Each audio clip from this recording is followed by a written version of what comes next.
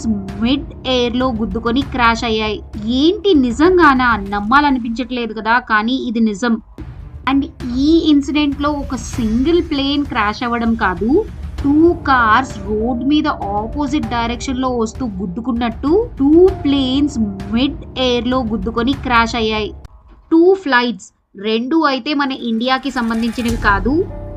ఒకటి Saudi Arabian airlines with 312 members and second one is Kazakhstan airlines flight with 37 members. Arabian flight Indira Gandhi international airport Delhi నుంచి వెళ్తుంది, Kazakhstan flight ఢిల్లీకి వస్తుంది.